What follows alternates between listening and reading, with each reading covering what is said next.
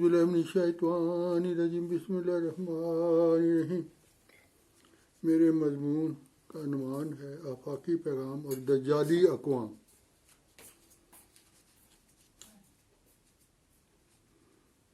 تاریخ عالم گواہ ہے کہ انبیاء علیہم السلام کی پاک ہستیوں نے اپنی قوم کی زندگیوں میں روحانی انقلاب کا وہ باعث بنتے رہے۔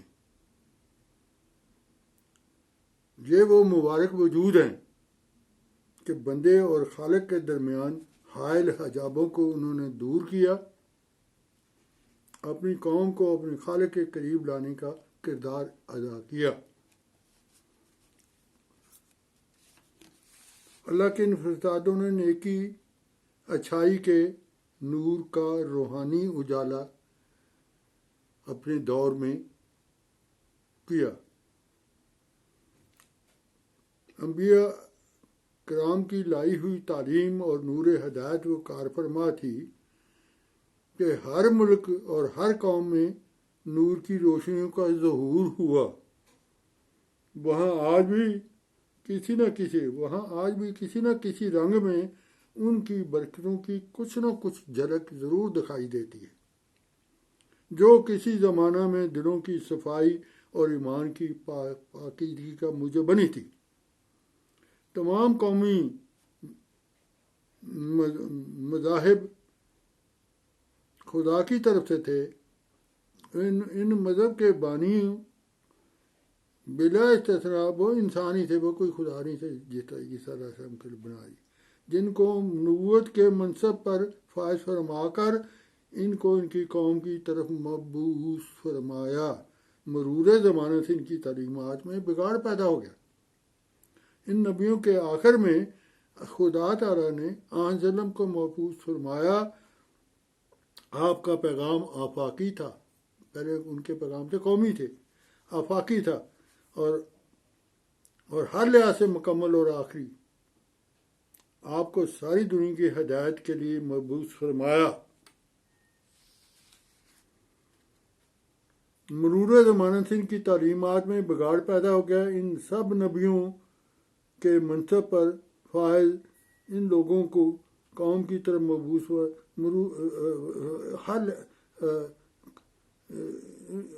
یہ قیامت تک رہنے والی شریعت ہے۔ قرآن کریم میں فرمایا، ترجمہ، آج کے دن میں تمہارے لیے تمہارا دین مکمل کر دیا ہے، تم پر اپنی نعمتیں تمام کر دی ہیں، اور میں نے اسلام کو تمہارے لیے دین مکمل کر لیا۔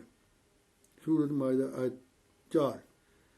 اسلام سے قبل کسی الہامی تعلیم کو عالمی قرار نہیں دیا گیا، بلکہ ہر نبی نے اپنی رسالت کو اپنی قوم تک محدود رکھا، لیکن خدا کے برگزیدہ رسول حضرت محمد صلی اللہ علیہ وسلم خیر الآخرین، اولین اور آخرین، اور سرتاپا خدائی صفات کے مظہر بن گئے، یہاں تک کہ وہ سراپا نور ہو گئے۔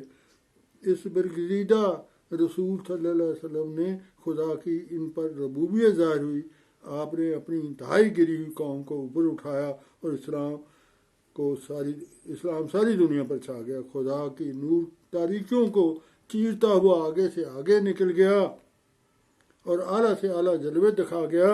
مشرق سے اور مغرب اور جنوب سے شمال سے جنوب تک اس نے اپنا کام دکھایا۔ آن سلم کے لائے ہوئے دین خدا تعالیٰ نے ساری دنیا پر غالب کر دیا، اور اپنی قوم کے افراد جو اس کے دین پر عمل پیرا ہوئے، اللہ تعالیٰ نے انہیں باقی سب اقوام پر غالب کر دیا۔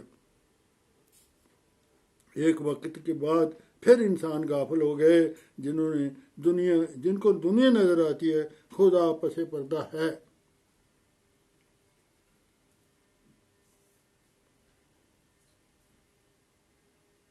وہ دنیا کی طرف جھک گئے۔ ان کا ایک بڑا حصہ اس نور کو ضائع کر بیٹھا، اور ان میں خدا کے کلام کے سامنے اور اس نور کو حاصل کرنے کی اہلیت نہ رہی، اور خدا کے کلام کو بگاڑ دیا انہوں نے۔ ان کے مغز کو ضائع کر دیا، وہ کلام قرآن مجید حلقوں سے اترنا بند ہو گیا۔ اسے روح کی پاکیزگی اور خدا شناسی کا ذریعہ بنانے کے بجائے دنیا کمانے کا ذریعہ بنا لیا، اور وہ یشترون بآیاتی ثمنا قلیلا کے مستاق ہو کے خدا کی عبادت جاتی رہی، بلکہ اس کی روح بھی جاتی رہی اور اسلام کا غلبہ بھی جاتا رہا۔ اسلام کے دور آخرین کی تاریکی کی دور تاریکی میں اللہ نے اسلام کو دوبارہ غلبہ اسلام کا وعدہ دیا تھا۔ اللہ تعالیٰ نے ایک ایسا شخص چنا جسے قلب سلیم دیا گیا، وہ خدا کے سوا کسی چیز کے جاری نہ، وہ مسیح موعود مہدی موعود کی بعثت کے بعد خدا نے اپنی صفات سے پردہ اٹھایا اور خدا جو ہزاروں پردوں کے اندر چھپا ہوا تھا نظر آنے لگا۔ ایک عاجز انسان کا حوصلہ بلند ہو گیا کہ خدا تعالیٰ نے انہیں چھوڑا نہیں، بلکہ پہلوں کی طرح ان سے بھی تعلق قائم رکھ سکتا ہے۔ ان کی زندگی کا مقصد پورا ہو سکتا ہے کہ وہ تاریکی کی گڑھے سے نکل سکتے ہیں۔ وہ دور آخرین کی پیش خبریوں کے مطابق حضرت مسیح موعود علیہ السلام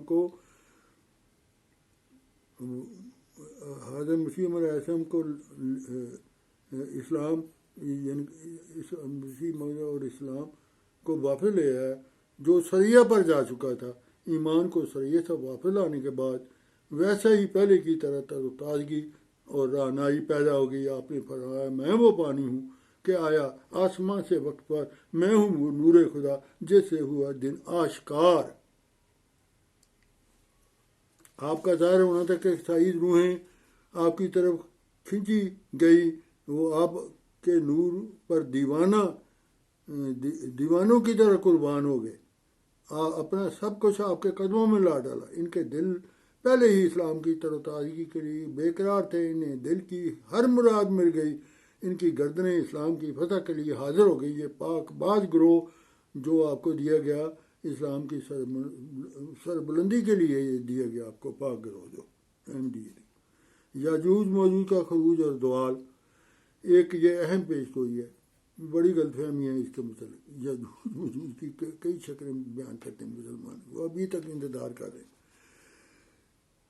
یاجوج ملک کے خروج اور زوال کے بارے میں قرآن کریم سے پتہ چلتا ہے کہ یہ آخری زمانہ میں یاجوج ملک کے صفاتی نام ہے ایک قوم پیدا ہوگی جو دنیا میں فتنہ فساد پیدا کرے گی اور مادی وسائل میں اس قدر ترقی کر لے گی کہ زمین کی کوئی بلندی اور پستی اس کی راہ میں حائل نہیں ہوگی۔ قرآن کریم جو یاجوج ملک کے ذکر دو مقامات پر آیا، سب سے پہلے سورۃ کہف میں ایسے طور پر آتا ہے جو لوٹ مار فساد کرتی قوم رہتی ہے، جو لوٹ مار میں، اور ایک شخص کے حوالے سے آتا ہے جو اس کا دفاع کرے گا، اسلام کا دفاع کرے گا، کہ قرآن کے میں اس کا نام ذوالقرنین ہے۔ فرمایا یعنی اے ذوالقرنین، یاجوج اور ماجوج ملک میں آ کر فساد پیدا کرتے ہیں، کیا ایسا نہیں یہ دور اول ہے یاجوج ماجوج کا، یہ اس کا ذکر ہو رہا ہے۔ تمہارے لیے ہم خرچ مقرر کرتے اور تمہارے درمیان ہمارے ان کے درمیان یعنی ان فسادیوں کے درمیان ایک دیوار تعمیر کر دے۔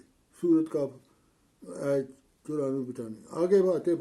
آگے فرماتا ہے کہ ذوالقرنین ان کے کہنے پر جملہ وسائل بروئے کار لاتے ہوئے ان دو روکوں کے درمیان جو روکیں تھیں جہاں سے وہ حملے کرتے تھے، دیوار کھڑی کر دی جس سے یاجوج ماجوج کے حملے رک گئے۔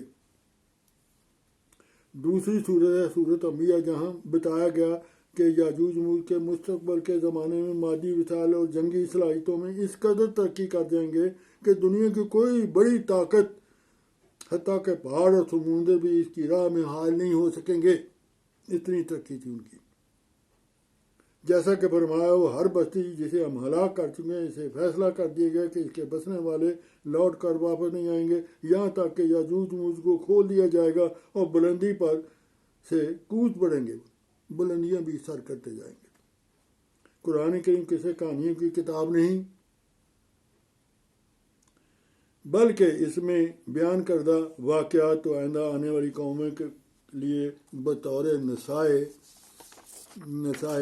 کے ہیں، ان کے اندر آئندہ زمانے کی پیشگوئیاں ہیں، یہاں تک کہ مغلا بالا دونوں قرآنی آیات کو ملا کر زبردستی زبردست ایک پیش گوئی سامنے آتی پیش گوئی سامنے وہ یہ کہ جس طرح گزشتہ زمانے یجوج ملک کا کل آنے والی قومیں زمین میں پیدا کرتی رہی، اسی طرح آئندہ زمانے میں صفاتی نام کے ایسا لوگ پیدا ہو جائیں گے جو وسائل نقل و حمل کی ایجاد میں بے پناہ تحقیق کا بعد دنیا میں فساد پیدا کرنے لگ جائیں گے۔ اللہم صلی اللہ محمد۔ یہ دوسری قسط جاری ہے، آئے گی آئندہ۔ السلام علیکم ورحمۃ اللہ وبرکاتہ۔